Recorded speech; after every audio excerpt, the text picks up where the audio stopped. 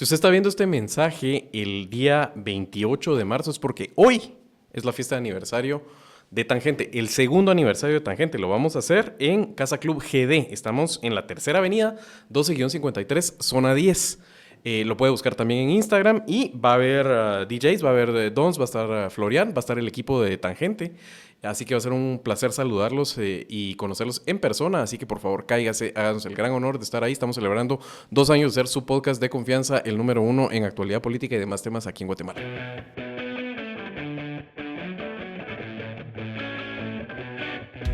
¿Qué tal, amigos? Estamos en Tangente Podcast. Hoy les saluda Mercedes Bautista. Estoy un poco de intrusa en esta seguidilla de masculinidades, porque hoy vamos a hablar sobre un tema que la verdad ha estado en la mesa, en la opinión pública en las últimas semanas, derivado de una serie en particular que sale de Netflix, pero que con Javier, que se encuentra por acá, con Javier Soria y con Julio Prado, que también se encuentra por acá, hemos estado conversando al respecto, ya que desde el inicio de año hemos estado viendo también una serie de series y películas en las plataformas digitales que nos hablan sobre la necesidad de conversar de cómo las nuevas identidades, más que nuevas identidades, algunas identidades de la masculinidad empiezan a tener impactos directos en cómo se vive ese ser hombre en el mundo del presente y cómo influye en las adolescencias, sobre todo en el mundo pospandemia, en donde los vínculos se tejen mucho más desde el mundo digital y no desde la posibilidad de convivir unos a otros en vivo, por decirlo de alguna forma. Así que bienvenido Julio, bienvenido Javier, qué bueno estar por acá compartiendo con ustedes. Gracias. A oxigenar. De hecho hicimos el año pasado, ¿verdad? Dos de la masculinidad, ¿o 3? Uh-huh. 2 o 3 no, creo que hicieron 2 o 3, por eso les decía así como un poquito de intrusa, porque... No, al contrario, yo creo que es un tema en el cual obviamente tengo opiniones, si no vendría y no estaría sentado aquí, pero no soy un experto, entonces yo creo que lo orientes vos con las herramientas que tenías como psicóloga. Creo que es necesario para que queremos entender un poco mejor qué es este fenómeno de los incels, ¿verdad? Lo sacamos de la serie de Adolescence que está en Netflix. Es una serie bastante corta, 4 episodios, ¿verdad? Lo sacamos de ahí. El tema no es que venga originalmente de ahí. Entonces empecemos como a conversar. ¿Qué es esto de ser incel y qué conocen ustedes de este término? Que más que un término, nombra quién es un grupo de personas. Sí, yo creo que es un término nuevo, pero para un fenómeno que nos acompaña desde el origen de la humanidad, creo yo. Han habido formas en las que los involuntarios célibes, que eso es lo que significa, es decir, que yo me someto a un celibato no necesariamente porque sea mi voluntad, han tenido formas de existencia. Desde los monasterios hasta el ejército mismo, siempre ha sido una manera de, digamos, relacionar al hombre con su sexualidad y a la vez también desde esa sexualidad ver el mundo, ¿verdad? Existía esta disposición también en las culturas antiguas de que los grandes guerreros tenían que ser célibes también. De hecho, los caballeros de la Edad Media eran célibes, los vikingos eran célibes. No estoy tan seguro, pero creo que también los samuráis tenían que tener algún tipo de celibato. Involuntario, por supuesto, todos, porque yo me apuntaba a la guerra, no y un ratito. Sí, no ese tipo de guerra. Lo vemos, por ejemplo, también en estas épocas, en las concentraciones de los mundiales de fútbol, ¿verdad? Sí, los futbolistas no pueden tener sexo unos días antes, supuestamente, ¿no? Pero, digamos, es decir, la idea ha circulado por ahí, ahora tiene un nombre, y creo yo que lo que ocurre, justo como tú lo apuntabas, es que tenemos ahora un fenómeno, y ese fenómeno se llama Internet, que no es nuevo, pero que se empezó a volver un poco más la forma de congregarse esta comunidad involuntaria célibe que se extendió mucho más a partir de la pandemia. Entonces creo que el término ahí se empezó a volver un poco más conocido y a la vez también porque es una comunidad muy ruidosa, ¿verdad? Tiene sus exponentes que parecen sacados de película de Paul Thomas Anderson, de Magnolia, el personaje de Tom Cruise, básicamente sí. Es el que lo adelantó, que será 15 años o 20 años al Temac y todos los demás representantes de esta cultura. ¿Cómo se llama el otro que estuvo? Andrew Tate. Ese, por supuesto. Jordan Peterson, hay un montón de... Pero tal vez lo que quisiera yo agregar aquí es... que la diferencia no es menor. Es los que se vuelven extremistas y por ende peligrosos. Creo que Julio estabas hablando de gente, por ejemplo, que en algún momento, incluso algunos de los que dijiste, no sé si son incels, sino es gente que simplemente tenía como episodios de celibato, porque involuntario es que ellos han buscado, han fracasado y algunos han bajado los brazos en establecer relaciones de índole sexual con alguien. Generalmente primero son heterosexuales. Y la otra cosa es que no es lo mismo ser misógino que ser incel. Los incels, la identidad que han creado, está alrededor de que se sienten absolutamente derrotados y fracasados y que han tratado de tener estas relaciones y que han fracasado. Entonces además, la otra cosa que me parece importante, no es exclusivo de este grupo, digamos, étnico, pero sí tiene mucho que ver y hay mucha correlación con hombres blancos. Sí. ¿Por qué eso es importante decirlo? Es por el que se sienten los hombres blancos de alguna forma. Si yo soy hombre y soy blanco, yo debería estar cogiendo. El porcentaje de mujeres. Yo debería estar cogiendo. Entonces, si no estoy cogiendo, algo está muy mal. Y ahí es donde empiezan a crearse también coaliciones políticas. Después, más adelante, podemos hablar de eso, de gente que se siente que el sistema está trucado en contra de ellos o que sienten que ellos debieran estar en una posición de privilegio que no están ejerciendo. Entonces, por eso creo que es importante.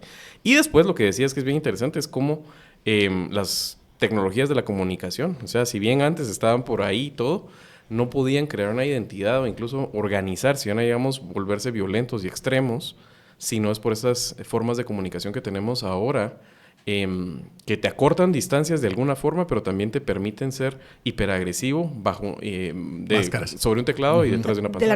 Al anonimato. Yo quisiera agregar algo porque me parece sumamente importante con la diferenciación que tú hacías de los misóginos y los incels no son necesariamente lo mismo. Ok, no todos los misóginos son incels, pero yo no puedo pensar en un incel que no sea misógino, correcto, ¿verdad? O sea, todos... Diagramas de Venn, uno contiene al otro. Uno contiene al otro, ¿verdad? Yo sí creo que se puede. Justo la diferencia que hacía Javier, creo que, digamos, en mi época de adolescente, la vi muy clara. Vamos a ver, le planteo las condiciones. Por un lado, yo crecí con mi abuelo, que mi abuelo era un mujeriego. Entonces, digamos, tenía implantada la sensación y la enseñanza de que si yo quería ser hombre, tenía que ser mujeriego.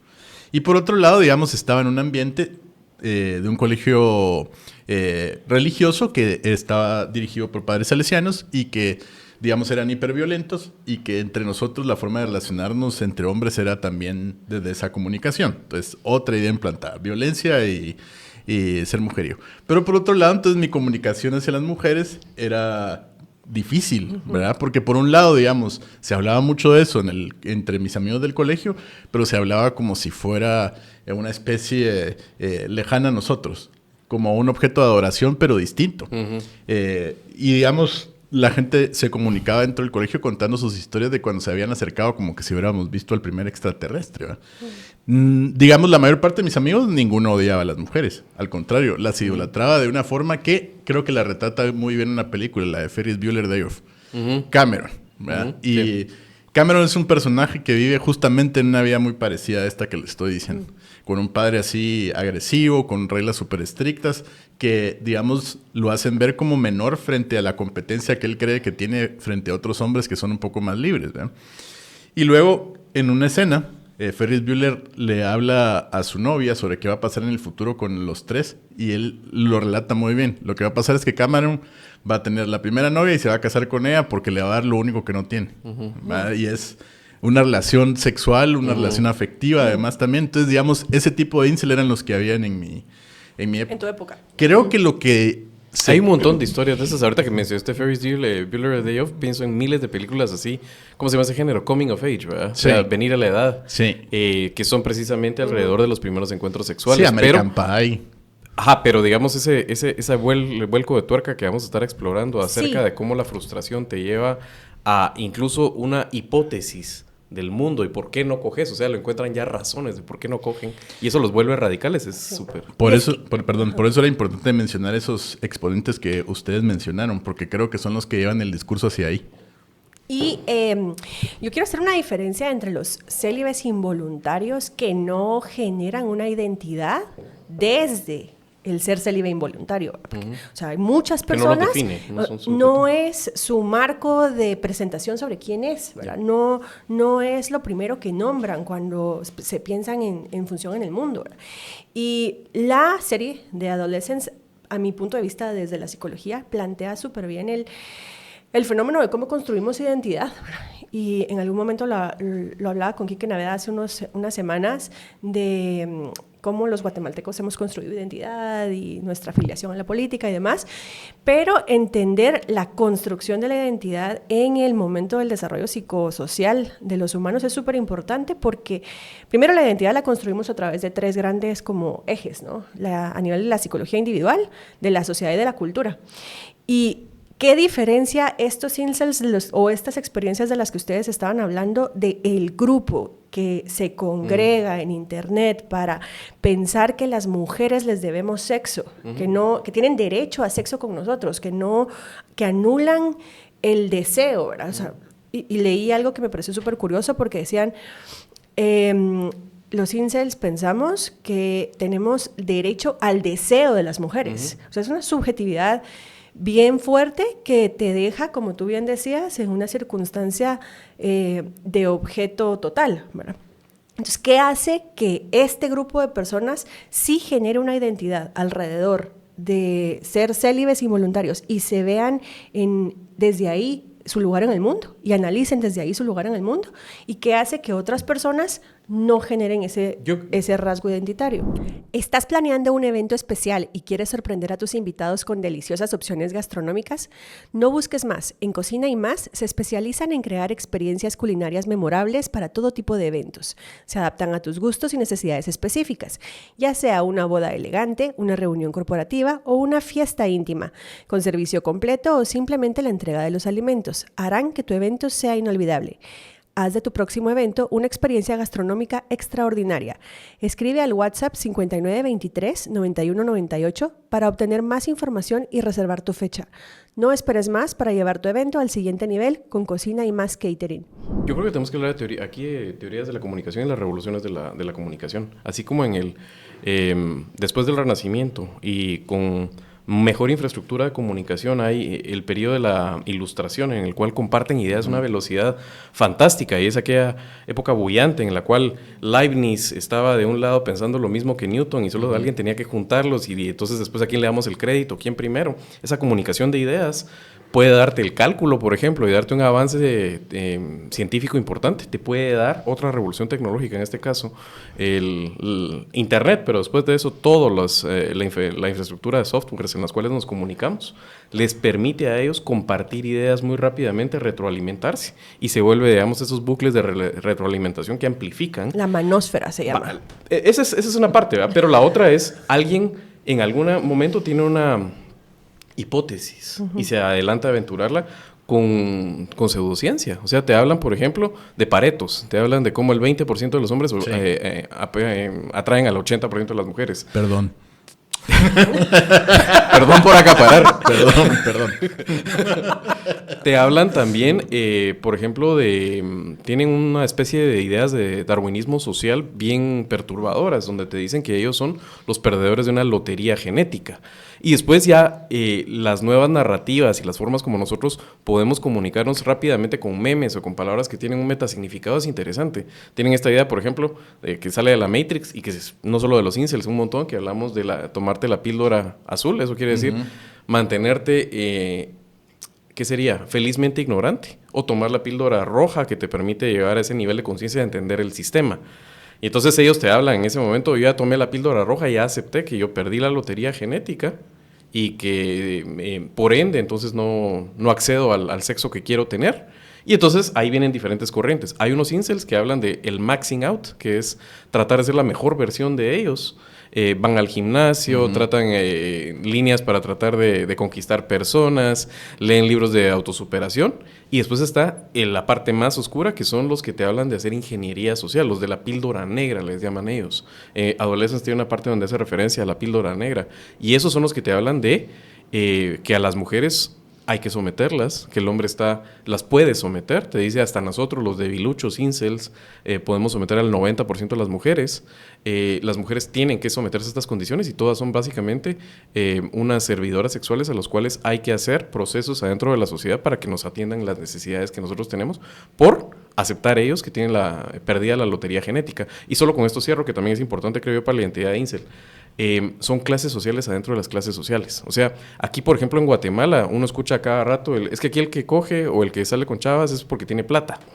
Esto no estamos hablando de eso necesariamente, estamos hablando de gente adentro de su misma clase social que se siente inferior a otros peers de su clase social y crea esa identidad de yo soy un perdedor que no coge. Es una subcultura. Es una subcultura. Y se puede articular, ¿verdad? Por eso hablaba del hombre blanco, pero no es exclusivo de. Aquí, por ejemplo, perfectamente, ladinos, mestizos, en condición de superioridad en ese caso, puede sentirse yo debería estar cogiendo y no cojo. Entonces también puede ser, digamos, una identidad de incel Latinoamérica, ¿verdad? Yo creo que en ese escenario que planteas, para mí, digamos, fue evidente para un par de genios del mercadeo. Y como las redes sociales funcionan, sobre todo Twitter o ahora X con el odio, dijo, vamos a sacar varitas de aquí. Y entonces lo que ocurrió es que eso estaba circulando, me parece, hasta que habrá sido 2015 o 2016, y de repente empezaron estos personajes del tema y demás, y Andrew Tate a decir, yo puedo hacer que esta gente me pague por enseñarles a salir o aceptarse. Y me parece que las condiciones estaban dadas para que también cayeran en esos engaños. Porque el problema, digamos, a mí me gusta mucho Albert Ellis para explicar las conductas. Y aquí, digamos, Albert Ellis lo que dice es que a partir de una creencia irracional yo puedo, como es incumplible, ¿verdad? Sobre sí mismo yo puedo generar una sensación negativa o una emoción negativa, que puede ser la ira o el odio. Yo me siento excluido de la humanidad, incluso en su ámbito general, pero sobre todo la masculinidad en el ámbito específico. Y por lo tanto digo, me siento excluido porque no valgo. No valgo porque no consigo mujeres. Y entonces aparece un Mesías, ¿verdad?, que me dice, no es tu culpa, es culpa de las mujeres. Y entonces digo, sí, toma tus varitas.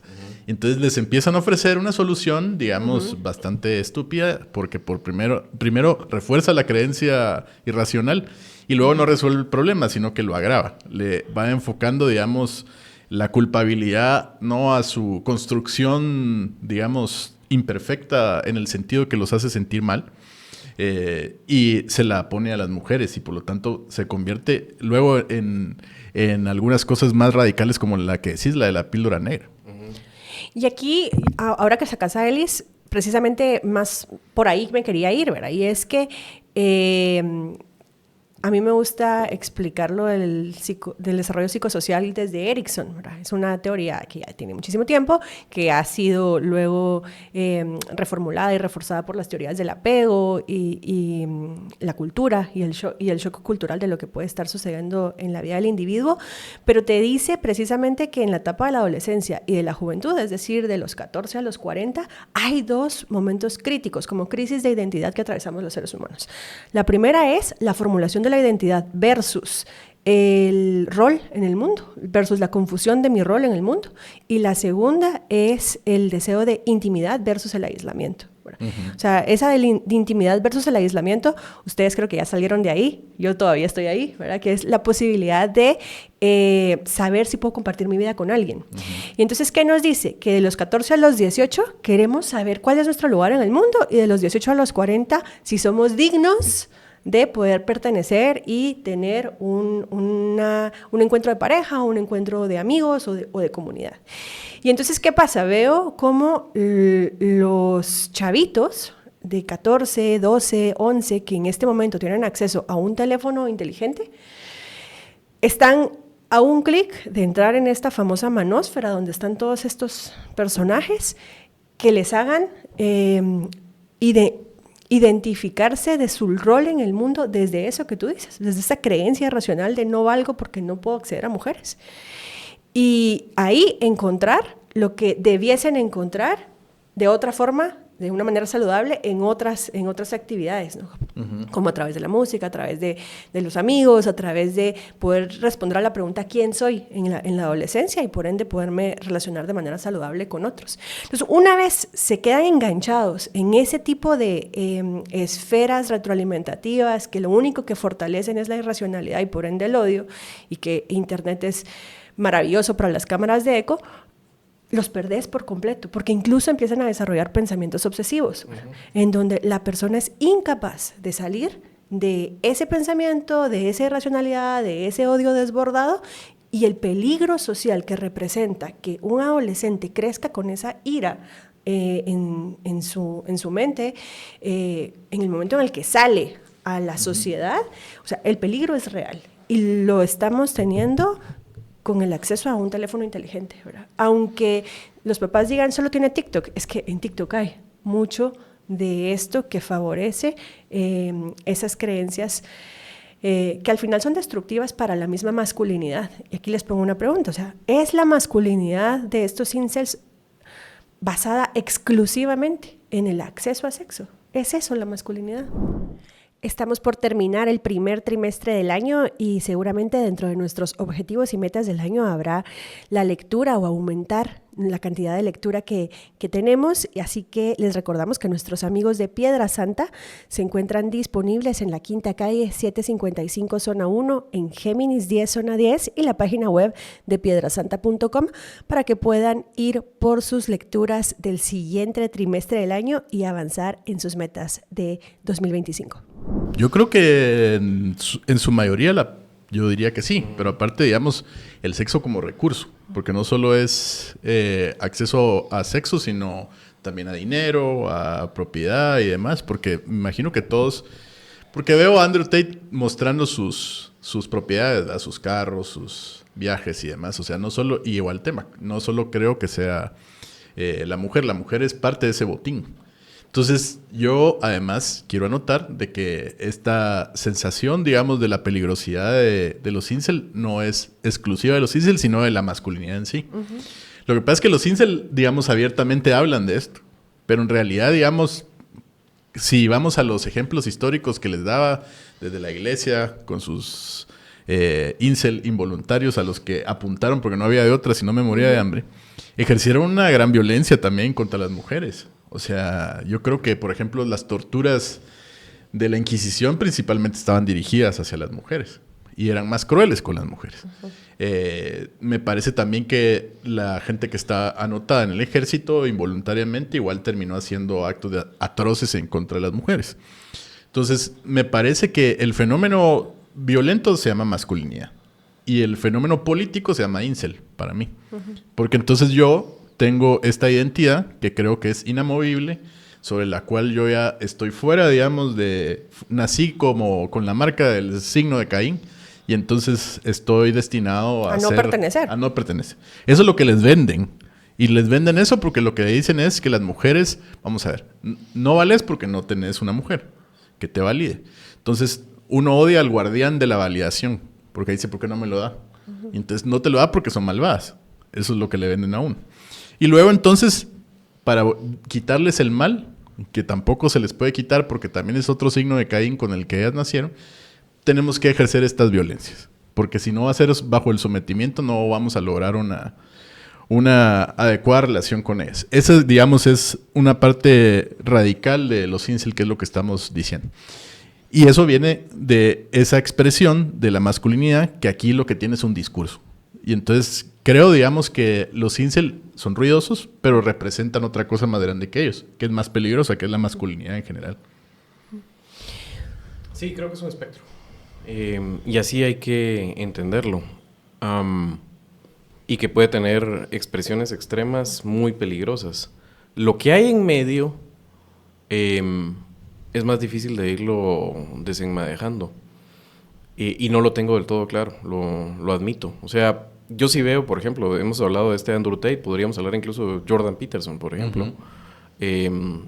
Y no son lo mismo. O sea, Jordan Peterson tiene cualidades redentoras, por ejemplo, para mí, en su discurso, que no tiene Tate.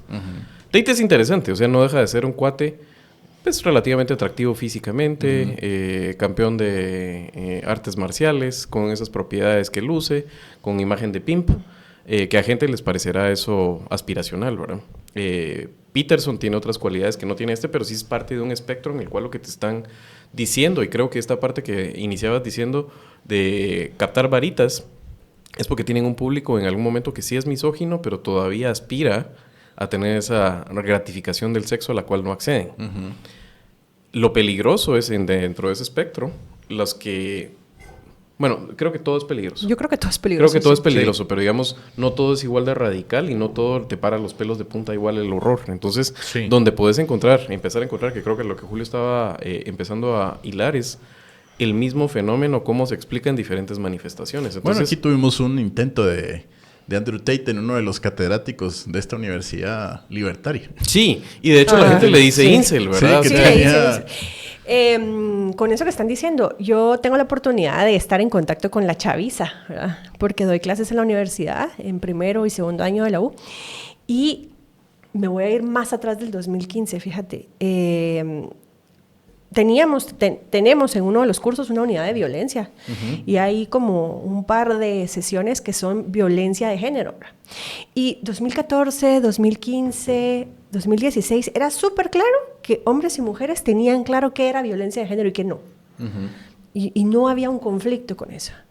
Y luego, más o menos 2016, yo le empiezo a hablar a Javier y le digo, mira, fíjate que estoy empezando a notar que cuando doy esas clases, empiezo a percibir que los chavos se quedan como, ¿y eso por qué es violencia, no? Como empezar a encontrar un debate de cómo así que el acoso en callejero es violencia, ¿verdad? Cuando un par de años atrás no lo percibía. Y entonces Javier me dice, mira a este youtuber, ¿verdad? Andrew Tate, yo creo que tenía un podcast ya. No, de hecho, el primero que empezamos a verlo, pero el que lo Two descubre Fits, no sé. es Danny Herring, y es un podcast de Miami que se llama Fresh and Fit. No sé si lo has visto. No. Son un par de cuates. Uno es maxed out, dirías vos, incel maxed out, es así musculoso y más guapo. El otro es así feo, chaparrito, gordo. Y lo que hacen ellos es tips precisamente de cómo vos podés convertirte en este super machazo. Esa es la versión de Andrew Tate, otros Andrew Tatecitos, ¿verdad? Y lo que hacen, digamos, como vehículo para el plot device, para poder sacar su mensaje, es que tienen un montón ahí de onlyfaneras, escorts, y así bailarinas de tubo, y lo que hacen es tratarlas de presentar como absolutamente idiotas, ¿verdad? Entonces son cuates que tienen, pues, cierto discurso más sofisticado y su disfrute es evidenciar como las putas y las estúpidas que son todas las mujeres. Eso es básicamente lo que te está tratando de presentar. Esa es la tesis de eso, ¿verdad? Y entonces las chavas obviamente van ahí con el tema de clics y mira mi handle de OnlyFans y suscríbete y todo, pero realmente lo que están haciendo es prestándose a este abuso y para reforzar la idea de las personas de todas las mujeres son comprables, todas las mujeres son unas vacías, y lo que hay que hacer para acceder a tenerlas es hacer fichas, ir al gimnasio y volverte este super machazo. Va, pero traía ese recuerdo a la memoria porque entonces me empiezo como a notar esto y a la par en los patojos empiezo a notar discursos de ser hombres de alto valor. Y hay que ser hombres de alto valor y entonces significa ganar mucha plata y tener este tipo de outfit y de ir a este tipo de lugares.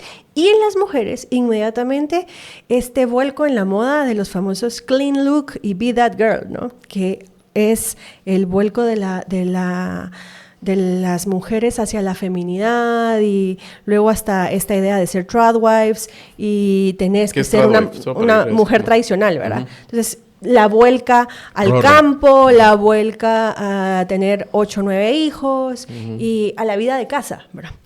Y no es casualidad que empiecen a suceder estos fenómenos y que 5 años después el mundo tenga más fascistas en el poder que... O sea, yo no lo veo casual. No es.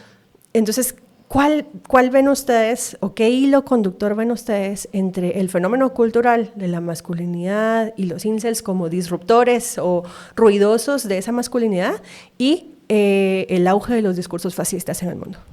Primero, y sobre lo que estábamos hablando, que creo que es el continuum, es un espectro y hay que entenderlo. Y todo es peligroso, ¿verdad? Pero hay versiones más extremas. Sin embargo, cuando las opciones se van derivando como en opciones políticas, obviamente un discurso en el cual te dice el sistema te está fallando a vos que debieras de tener, y eso puede pegarle hasta a un pobre blanco en el centro de Estados Unidos, le pega también a estas personas que se sienten marginadas, y ahí es donde se van creando estas corrientes en las cuales, ¿cómo es que le llaman en comunicación? Esos pitos de perro, esos dog whistles, donde te dicen palabras en código que vos sabes que detrás de eso hay racismo, odio y xenofobia, hay Blanco misoginia. Cayalá, ¿lo han visto? Y así es como se van creando estas identidades que se vuelven políticas. Y la otra cosa que creo que es importante lo que estabas diciendo es que son movimientos reaccionarios. Y eso te obliga a ver dos cosas. Primero, lo reaccionario también es una fase del pendular. Así también es. en algún momento Sí. empieza a regresar. Y la otra es que creo especialmente para las feministas y las progresistas tienen que poner las barbas en remojo. O sea, creo que eso es una cosa que nos ha pasado a muchos. Yo vengo, digamos, desde la izquierda, digamos, por el lado de mi mamá. Y es como el pensamiento al cual era mi tesis inicial, y ha ido cambiando. Y una de las cosas, y lo hemos hablado mucho con Mercedes, es precisamente lo que uno ya empezaba a ver como atentados contra la libertad y ejercicios casi que de ingeniería social por parte del progresismo, y uno se empezaba a desmarcar. Yo ya no me llamo feminista porque lo que hoy se entiende por feminista no es lo que yo realmente pienso, y me da muchísima hueva estar explicando soy un feminista y después ponerle un montón de Yo ya no soy un progresista porque ser progresista hoy en día te evoca las ideas de construcción social y de restricción de libertades que yo ya no me siento cómodo con ese tipo de etiquetas. Entonces, detrás de eso creo que también hay que explorar el por qué, por ejemplo, a estas personas que se sienten en algún momento o son propensas a tener estas ideas y caer en este camino del odio y de la radicalización, ¿en qué momento podemos como sociedad todavía rescatar y arropar una cantidad importante de ellos? En vez de simplemente ponerles el cono, el capirote de la vergüenza y hacer de ellos el cague de risa de un hilo de Twitter, y lo que estás haciendo es radicalizando a personas que tal vez todavía podrían tener otra forma de insertarse en una sociedad de una manera más constructiva. Yo creo que es porque nos hace fácil de gobernar. O sea, ¿por qué el primer trillonario del mundo invierte en comprar una red social? O sea, es porque le va a producir, digamos, dinero. Y en este caso. Que le va a producir Sí. dinero. Entonces, creo yo que la mejor manera, y eso está probadísimo desde que se descubrió la forma en la que se habían manipulado elecciones en Inglaterra, de tener a la gente alienada es a través del odio que se genera en redes sociales. Por eso las expresiones radicales son muy aplaudidas en las redes, porque justamente lo que hacen es agrupar. Y entonces, a partir de esa segmentación, yo puedo manejar un grupo de la población porque sé qué mensajes llevarles. Entonces, también creo que, digamos, estamos viviendo un momento reaccionario pendular, donde todavía estamos un poco viendo cómo regresa ese péndulo a otro extremo después de que Obama fue presidente. Y que, digamos, con Obama, de hecho hay unos artículos interesantes científicos sobre cómo en esa época también la música que ustedes escuchan era todo celebración de la vida, qué bien estamos felices, somos jóvenes y no sé qué, y de repente se fue volviendo un poco más oscuro, pero es una tendencia de la humanidad. No es que se vaya a detener el péndulo en este lado, sino que probablemente va a regresar, ¿verdad? Y ojalá con lecciones aprendidas, ¿no? El problema, creo yo, es eso, que no. No creo que haya lecciones aprendidas, porque no hay péndulo porque no hay reflexión, ¿verdad? Entonces, si hubiera reflexión, fuéramos un poco más balanceados. Aprenderíamos a vivir con nuestros claros y oscuros. Pero mi lectura de las redes sociales de hoy no es sombría. Yo no creo, digamos, que sean un territorio exclusivamente de gente que está siendo ubicada solo con el odio. Ayer estaba leyendo un artículo interesante de un periódico inglés donde hablaba de cómo se había modificado las tendencias de identidad sexual en estas generaciones donde ya la gente se ve bisexual, tranquilamente. Sí, es mucho más común la bisexualidad. Y digamos, mi TikTok, por ejemplo, es muy... creo que me aparece de todo. Me aparece gente que está en estos podcasts, ¿verdad? Me aparece, por ejemplo, este comediante mexicano de Monterrey, que se me olvida cómo se llama, Adrián Marcelo. Ya. Ah, sí. Que ahora, digamos, me pareció una vuelta de tuerca interesante que según él había empezado un subsegmento sobre Incel que se llamaba Sociedad No Koi, de no coito. La cosa es que en esa Sociedad No Koi se fue a meter a una convención de anime y de cosplay. Resulta que ahí adentro, uno de los personajes, que se llama Martin Eastwood, Martin Eastwood es un chavo que tiene autismo y es un incel. Y resultó ser un tipo, pero maravilloso. Primero, no es misógino. Y es además también un sabiondo de cultura popular. Y ahora él dirige el segmento. Y creo yo que le está dando otra lectura a ser incel hacia lo no violento, sino tranquilo, yo estoy bien así. O sea... Y ahí también como, ¿cuál es la diferencia, no? Entre ser célibe involuntario a ser asexual. ¿Verdad? No, este sí es involuntario, él sí quería. y lo expresa. Ok. Pero lo que dice es que no sabe cómo. O sea, que le cuesta esa parte de la interacción. Adrián Marcelo lo quiso llevar justamente a una copia de estos podcasts, por eso me interesó esto que me estabas contando, porque se ve que es una fórmula ya probada de que te genera dinero, ¿eh? Porque primero le sacas dinero a las onlyfaneras, le sacas dinero al público, o sea, sacas dinero por todas partes. Entonces el modelo de negocios, que es la explotación de esta gente, ¿verdad? Explotan al incel, explotan a las mujeres y demás, le sigue funcionando, porque igual aquí, o sea, Adrián Marcelo llevó a Martin Eastwood a presentarse con onlyfaneras que también las presentaba así. Pero por otro lado, por ejemplo, en mi TikTok me aparece gente, sobre todo me fascina el TikTok mexicano, que está haciendo otras cosas. O sea, hay chavitos que están haciendo un subreggaetón sumamente divertido donde lo que se están burlando es de la masculinidad. O sea, la canción más famosa, por ejemplo, de Insulini, que es mi reggaetonero de esa generación favorito, es La Tengo Chiquita. La tengo chiquita, pero al menos la sé mover. Dice, Pelos sablosos. Mis 8 centímetros te van a gustar. Y entonces llenó no sé cuántas estaciones de metro en conciertos de chaviza, así. Y sumamente divertidos. Entonces, digamos, creo que más bien de verlo como un espectáculo sombrío, que sí hay incels, sí tienen su comunidad, es grande, pero creo que es más grande la comunidad que está yendo hacia otros territorios menos violentos. Yo creo que parte de esto es apuntarle a la salud mental como o sea, con la relevancia que tiene en la salud pública y en la salud comunitaria de la población, ¿verdad? Yo creo que lo hemos relegado muchísimo al espectro de un sillón, un diván y 4 paredes, cuando salud mental es poder convivir, poder comunicarnos y entender que cuando vivimos en comunidad, la crianza es compartida. Yo creo que muchos de los millennials de mi generación no tenemos hijos o no tenemos hijos todavía y hemos incluso como abdicado de la responsabilidad social de que viene una nueva generación.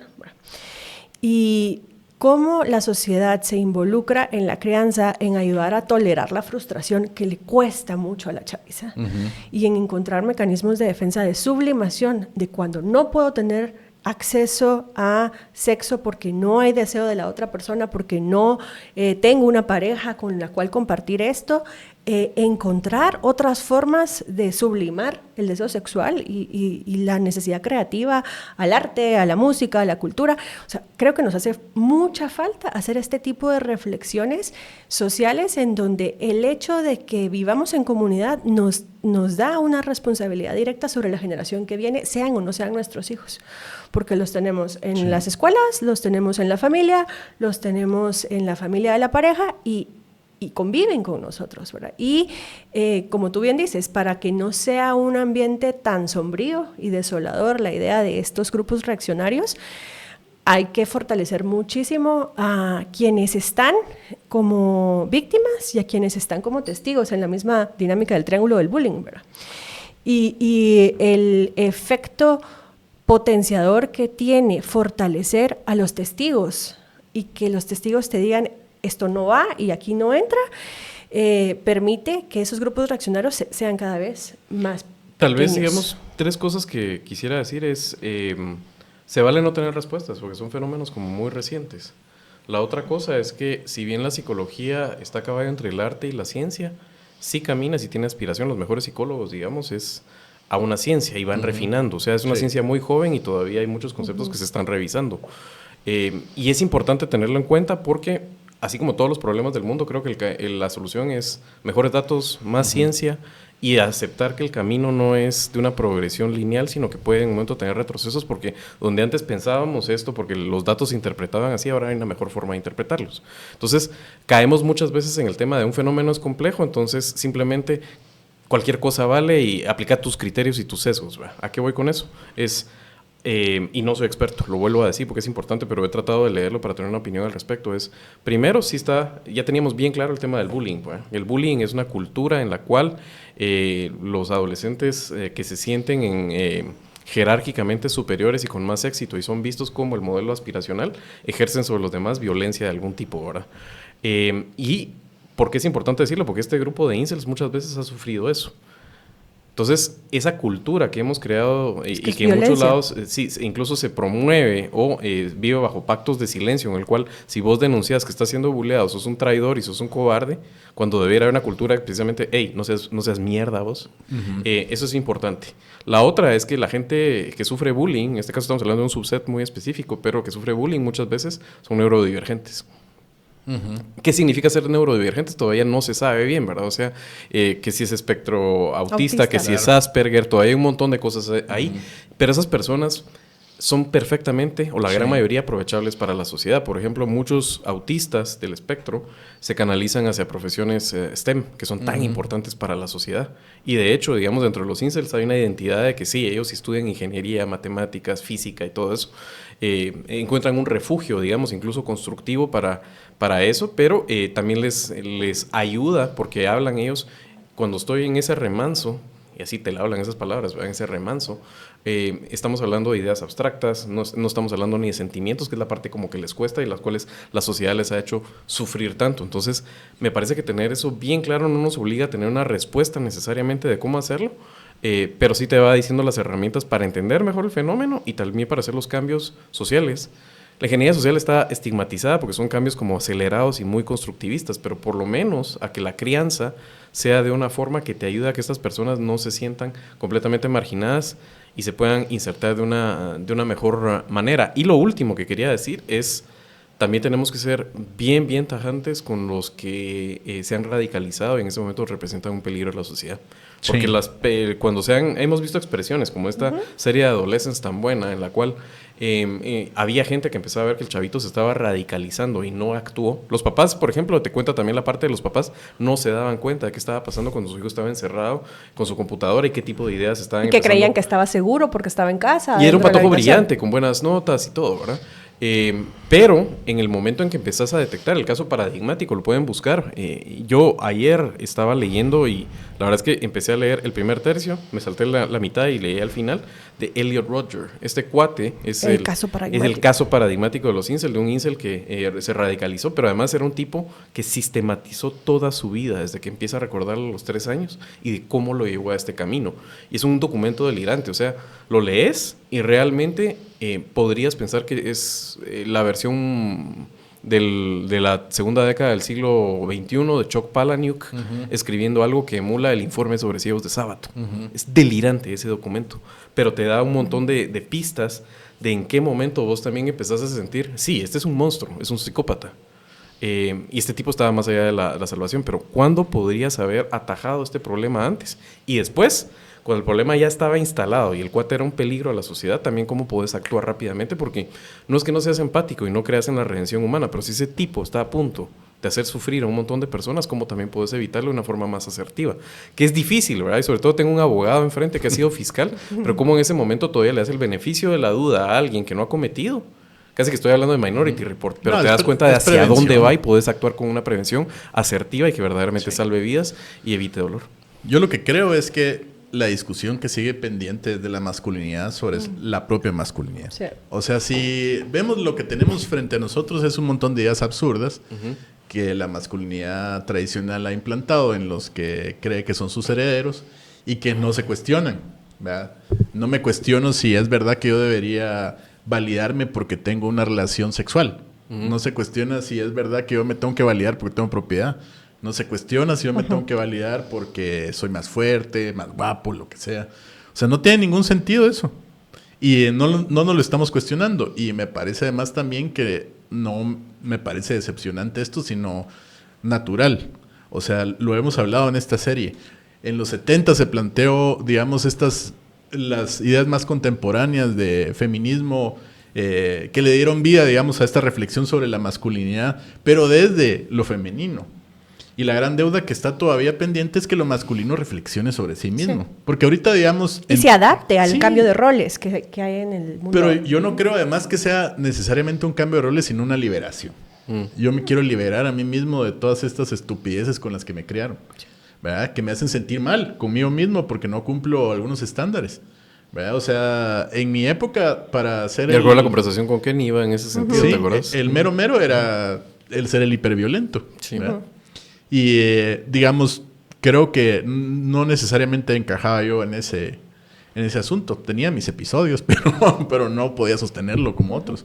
Yo tenía otros intereses, me gustaba leer y demás, y eso me hacía estar en una escala menor, en esa gran escalera piramidal de la masculinidad, no estaba hasta arriba. Sí. Entonces, digamos que creo que el proceso va lento, podría ir más rápido si nosotros le ponemos empeño. Justo. Si desde la educación formal, digamos, tuviéramos estas conversaciones, si estuviéramos todos los que estamos involucrados en criar niñas, niños, niñas, en darles, digamos, ideas que los liberen de esas necesidades absurdas de cumplir cosas que no tienen ningún sentido. Entonces creo que por ahí también hay un cambio que hay que hacer. Sí, yo para ir cerrando quisiera dejar sobre la mesa la idea de parte de lo que nos permite reflexionar o transformar o cambiar esas ideas sobre masculinidad, creo que es reconocernos como humanos también, ¿verdad? Y desde ahí identificar cuáles son esas necesidades básicas que tenemos como humanos, y la pertenencia es una necesidad básica. Y el querer pertenecer, el sentir que pertenezco, el saber que pertenezco, que son tres cosas diferentes, el humano las va a buscar, sea en un grupo de incels radicalizados o en un grupo de amigos que nutre, que fortalece, que crece y que acompaña. Y ahí es en donde la responsabilidad social de quienes estamos en comunidad, de quienes estamos viviendo en la sociedad, no nos excluye, sino que al contrario, no podemos abdicar, tenemos que entrarle a reconocer que algo estamos haciendo mal también, y al permitir que las necesidades básicas se satisfagan de esta forma, y que también podemos entonces hacer cambios y modificaciones en la crianza, en el colegio y en la vida adulta, ¿verdad? Porque la necesidad de pertenencia no solo es de la adolescencia, sino que nos acompaña toda la vida. Mi única pertenencia es al Club Social y Deportivo Municipal. Y ahí no tengo ninguna otra afiliación. Ok. Y a ti nuestras gatas. Sí. Creo que hay... Solo al final es casi una plegaria, ¿verdad? O sea, a los papás pongan la atención a sus hijos. Tengan conversaciones de calidad con ellos. No solo por si son potenciales víctimas de bullying o están teniendo estas ideas radicales y que empiezan a anidarse, sino también a los que son... papás de gente que hace el bullying, ¿verdad? Sí. O sea, son las dos partes. Eso también tiene una gran responsabilidad. Tengan conversaciones de calidad con sus hijos, preocúpense de entenderlos, no desde la punta de la fiscalización, sino que primero desde verdadera curiosidad y entender qué está pensando el hijo. Creo que puede ser un viaje maravilloso. Yo no soy padre aún, pero cuando uno habla con chavitos, yo lo hago con la curiosidad de entender qué les preocupa y qué les motiva, y en este momento qué es lo que está precisamente como fenómeno cultural a su edad. Me parece que es un viaje maravilloso, así que si son papás, no lo hagan nada más con esa curiosidad, sino están obligados a hacerlo. Creo que esa es la primera frente a la cual podemos llegar a tener una reacción como sociedad un poco para atajar este problema. Y la otra es... creo que se impone una recomendación filmográfica. Voy a proponer unas, pero si quieren las pueden complementar, ¿verdad? Creo que hablaste de Ferris Bueller Day Off. Creo que es interesante empezar a entender, por ejemplo, cómo el tema de esas historias de venir a la edad, desde la parte de las que les crea la ansiedad de que sienten que van atrás, Fight Club, ¿verdad? O sea, también yo leería la novela de Chuck Palahniuk, pero si no, por lo menos lean el libro, que es muy distinto en algunas partes a la novela, pero vale la pena también como una parte de empezar a entender en los 90s el fenómeno de esos hombres que se sienten fuera del sistema, ¿verdad? Y las angustias que crea la construcción de la identidad masculina. Obviamente Magnolia también, creo que el personaje de Tom Cruise adelantaba lo que era una mezcla entre Andrew Tate con Jordan Peterson, esos gurús, ¿verdad? En la cual encuentran algunos una forma de ideas que empieza a ser como su teoría acerca de cómo me debo yo comportar, pero que ya adelanta líneas bastante misóginas, ¿verdad?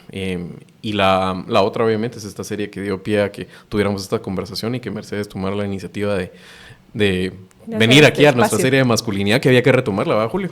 Sí. Y es esta serie de Adolescence que me parece que está fantástica realmente, digamos, tiene logros técnicos, ese vehículo de hacerlo en una sola toma, por ejemplo.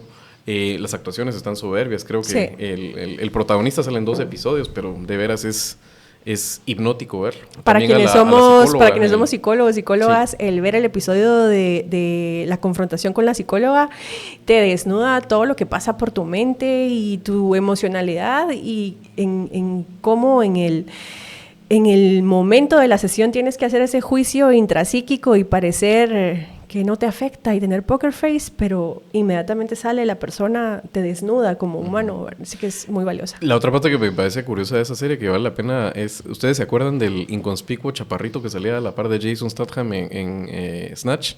Él es el que hace el protagonista, sí. Él es el papá del... Él es el papá, pero además actuación. Es el creador de la serie con su esposa. Entonces, creo que Julio no la ha visto, así que te invito a verla. Gracias. Sí.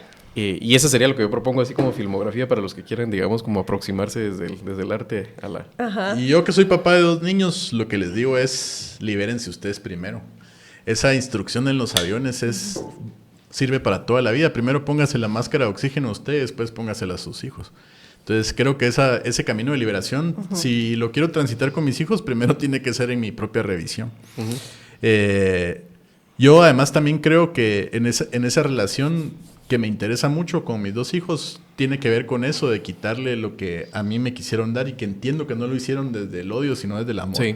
No creo que mi abuelo por fregarme haya dicho, sino que lo que quería es que yo sobreviviera, ¿verdad? En el mundo. Pero el mundo es, por fortuna, otro. Y hay una frase de un cuate que me parece, creo yo, aplicable siempre, y es que no hay que dejarles una mejor patria a los hijos, sino mejores hijos a la patria. Sí. Y eso es, creo yo, mi primer llamado. Los siguientes...